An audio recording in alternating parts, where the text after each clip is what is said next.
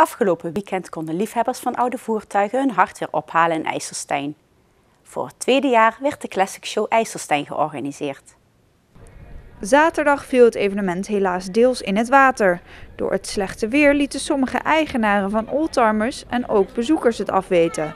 Daardoor ontstonden er open plekken op het terrein. Zondag werd dit goed gemaakt. Het was een overwegend zonnige dag, waardoor de bezoekers veel diverse oude voertuigen konden zien. Hierachter zie je de West Coast trucks die heel apart zijn.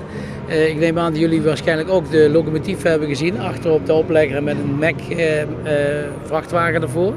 Iets heel aparts. Dan hebben we hier de radiografisch bestuurde autootjes, heftrucks, vrachtwagens. Die heb je wellicht ook wel aangetroffen. En hele exclusieve Lincolns, Cadillacs, noem maar op. Eigenlijk te veel om op te noemen. Er was meer te zien dan alleen een rij stilstaande voertuigen. Sommige eigenaren gaven zelfs een demonstratie van hoe het voertuig in beweging gebracht moest worden. Er waren eigenaren met een enkele tractor of vrachtwagen, maar sommige bezitters hadden een hele collectie meegebracht.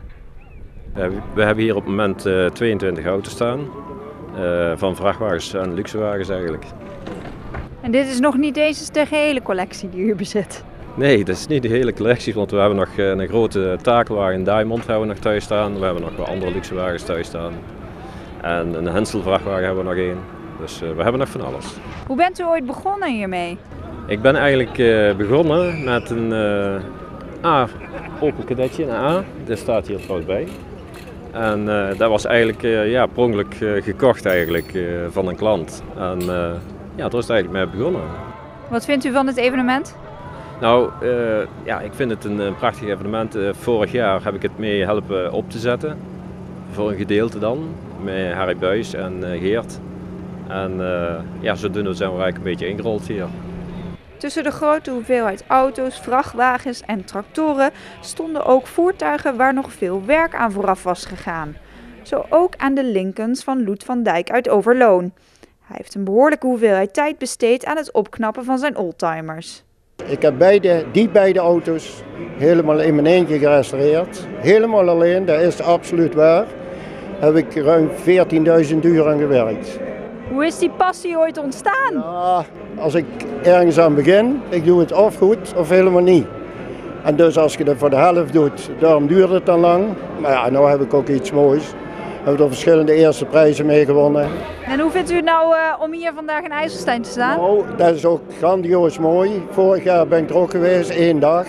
Maar toen was het begin en toen was het mooier weer. Vandaag is het super. Gisteren, zielig voor de organisatie. Het werk is even goed. Maar gisteravond zijn we hier geweest. Er zat een prachtig orkest. Muziek uit de jaren 60. Hebben we gruwelijk feest zitten vieren. Ja, maar daar kan ik ook iets van, niet alleen werken. Dus dat was geweldig en vandaag is het heel druk, heel mooi. Echt een geweldige organisatie en evenement enorm groot. Het gaat op zich goed met de oldtimers. Vorige week nog werd bekend dat de prijs van een oldtimer nog harder stijgt dan de goudprijs. Voor iemand die rijk wil worden, een slimme zet dus om een oldtimer aan te schaffen. Ja, dat is misschien wel zo, maar aan de andere kant is onze regering nog steeds bezig met de belasting op de auto's. Er zijn mensen die hebben een vrachtwagen staan en onze regering wil nog steeds eigenlijk zoveel mogelijk belasting gaan beuren voor deze hobbyisten. En dat is natuurlijk een negatieve ontwikkeling. En maakt dat de hobby kapot, denk je?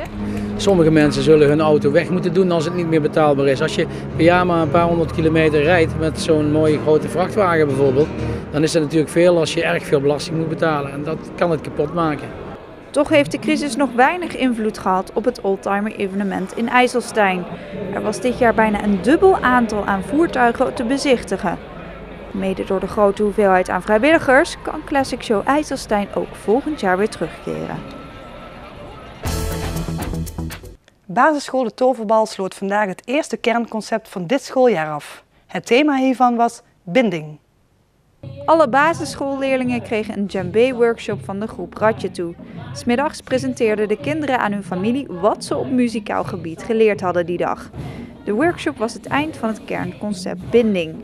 Een kernconcept is een andere manier van wereldoriënterend onderwijs. Het thema binding werd op een brede manier toegepast in het lesprogramma. Binding van een groep, de groepsvorming.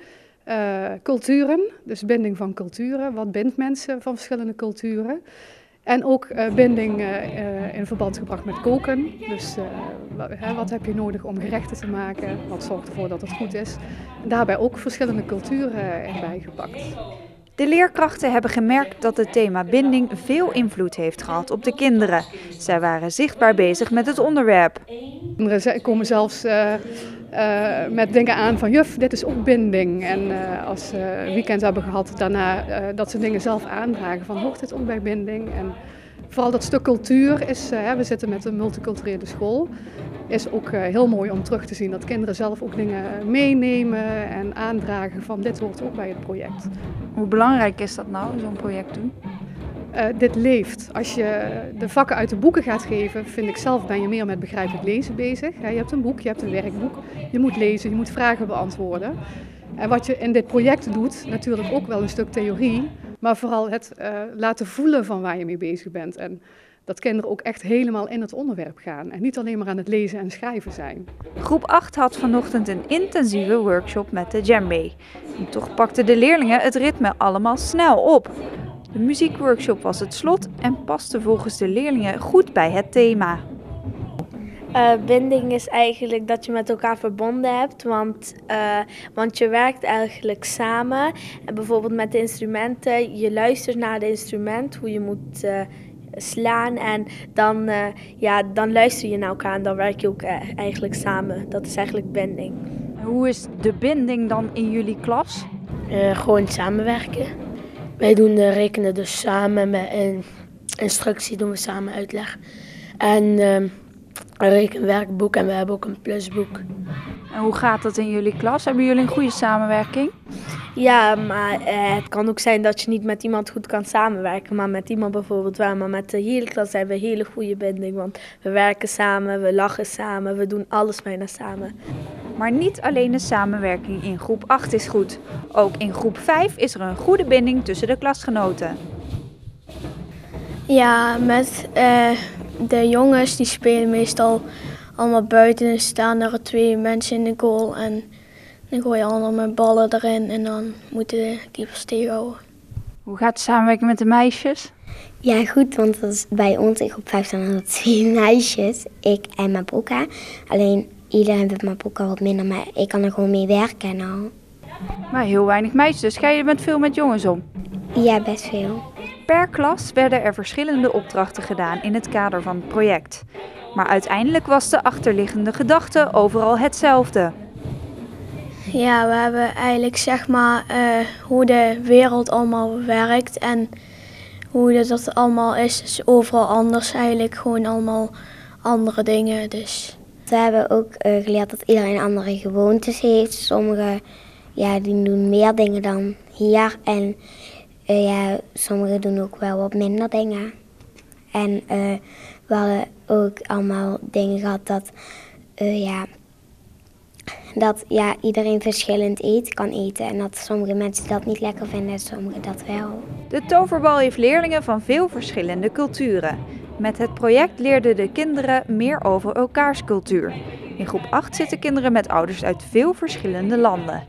Kosovo, daar kom ik vandaan, Marokko, Turk en Somalië. En is dat nou leuk om van elkaars cultuur wat te leren? Ja, natuurlijk. Hoe je gaat bidden en de Bijbel en de Koran. En ik ben een moslim en wij hebben de Koran en wij bidden en we gaan ook naar moskee. Elke vrijdag, dat noemen wij de Grote Vrijdag. Wat vind je van andere culturen? Kosovanen, sommigen zijn moslim, sommigen ook weer niet. Ik vind ze ook gewoon leuk. En de Nederlandse cultuur? Ja, die vind ik wel wat anders, want we hebben ook andere eten en we hebben andere geloof. Maar eigenlijk mij maakt het helemaal niks uit, want het is hun geloof. En ik ga gewoon met diegene, ook al is het Nederlander, ik ga gewoon met diegene om. Ik doe normaal, ja. Welk eten is nou het lekkerst? Als ik eerlijk was, zijn die mijne, de mijne. Na de afsluiting van dit kernconcept gaat de school verder met een volgend thema. Het gehandicaptenplatform Venray en Veilig Verkeer Nederland organiseerde gisteren een cursus voor scootmobielgebruikers. Dit om weer even de theorie op te frissen en de praktijkervaring te vergroten voor deze grote groep weggebruikers. De cursisten kregen een theoriecursus van Veilig Verkeer Nederland, een gehoortest, een oogtest en tot slot reden ze gezamenlijk een route door Venray. Maar waarom eigenlijk zo'n cursus? Is het dan zo moeilijk om een scootmobiel te besturen? Nee, dat vind ik niet. Het enige wat je met een scootmobiel wel kunt, als je nog... je kunt er ook hard mee scheuren. Ik heb daar wel een handje van, moet ik zeggen. En dat harde scheuren blijkt bij meer scootmobielgebruikers het geval. Reden voor de organisatie om daar in de route aandacht aan te besteden. Want het blijkt voor sommige cursisten toch lastig om heel rustig te rijden. Nou, het knelpunt voor scootmobielgebruikers is heel vaak het aanpassen van de snelheid in het Venrayse verkeer. En dat betekent dat ze zich bewust moeten zijn dat ze bijvoorbeeld in de grote straat met een gepaste snelheid door die grote straat waar voetgangers zich begeven moeten rijden. Want hoe hard mogen ze daar? Nou, in feite mogen ze alleen maar in de grote straat stapvoets. En dat betekent dus ook heel rustig, pakweg gemiddeld 6 km per uur door die grote straat rijden. Maar dat gebeurt nu niet? Nou, dat gebeurt nu niet. Ik zie zelf ook in Venray dat ik denk van, gaat het nog wel goed? En vandaar dat wij ook gezegd hebben van, laat hun even zelf ervaren, ook in die grote straat. Wat dat betekent als scootmobielrijder, dat je je daar ook met aangepaste snelheid door dat verkeer moet begeven. Met aangepaste snelheid door het verkeer begeven. Dat moest dus op een groot deel van de route gedaan worden. Maar er waren ook andere obstakels die de route lastig maakten. Nou, de moeilijkheid van de route was voor scootmobielers dat als je daar vrachtverkeer in de grote straat tegenkomt en in de schoolstraat, dat je dan even moet uitkijken van hoe dat je daar omheen. Dat is voor scootmobielers is dat natuurlijk een object waar je dus met afstand rekening moet houden. Hè. De cursus werd druk bezocht door veel mensen met een scootmobiel uit de gemeente Venray. De cursisten zien dan ook het belang in van een goede opfriscursus. Ik heb auto gereden vroeger en toch op de scootmobiel is het weer anders. En voel je je toch iets meer onzeker. Want ja, je zit open en bloot, hè. Dat kan wel gebeuren en dan lig je er zo. Hè. Denkt u dat andere weggebruikers genoeg rekening houden met scootmobielgebruikers? Over het algemeen ja. Dat moet ik echt zeggen. Als je aankomt gereden, zal een auto eerder stoppen als voor een gewone fiets. Voor het rijden met een scootmobiel is het belangrijk dat de weg goed toegankelijk is. Het centrum is volgens de gebruikers sinds het opknappen een prettige omgeving om te rijden. Maar ook in het buitengebied zijn aanpassingen aan de weg een voordeel voor de bestuurders. En dan moet ik richting Maashees. En dat fietspad dat is nou opnieuw geasfalteerd. Nou, dat scheelt de helft. Dat is zo mooi glad rijdt. En eerst ging je over die boomstronken. Dan moest ik gewoon half gaan staan en je stevig vasthouden. En dat is echt geweldig als de weg mooi glad is. De organisatie hoopt dat de cursisten na het volgen van deze cursus hun opgedane ervaring in de praktijk gaan toepassen. Stichting Computercursussen voor Senioren Venray ontving vrijdag een bijdrage van €5500 van het Oranje Fonds. Dat gebeurde tijdens het officiële startsein van het project PC Hulp Slechtzienden. Het slechtziendenproject dat is bedoeld voor mensen die slechtziende zijn en die willen leren om met de computer om te gaan. En doordat ze de computer kunnen gebruiken, geeft het hun dat mogelijkheden om hun horizon te verbreden. Want nu hebben die mensen vaak dat ze amper buiten komen en dus in feite weinig contact hebben met elkaar. U heeft een mooi bedrag ontvangen van het Oranje Fonds. Wat gaat u daarmee doen? Dat bedrag van het Oranje Fonds dat is met €300 aangevuld door de gemeente. En daardoor konden wij voor een 8-tal vrijwilligers de software aanschaffen die de slechtzienden moeten gebruiken om op een computer wat te kunnen zien. Want hun zichtvermogen is zo beperkt dat ze met een gewoon computerscherm, met gewone programma's, dat niet allemaal goed kunnen volgen. En die software die zorgt ervoor dat ze het wel kunnen volgen. Wat kost het de mensen om een les te volgen? En de vrijwilligers die komen in het kader van het slechtziende project bij de mensen thuis. En de bedoeling is dat ze dan maximaal 1 uur hulp krijgen. En die hulp is gericht op hun eigen vraag. En voor dat uur betalen ze een vergoeding van €5.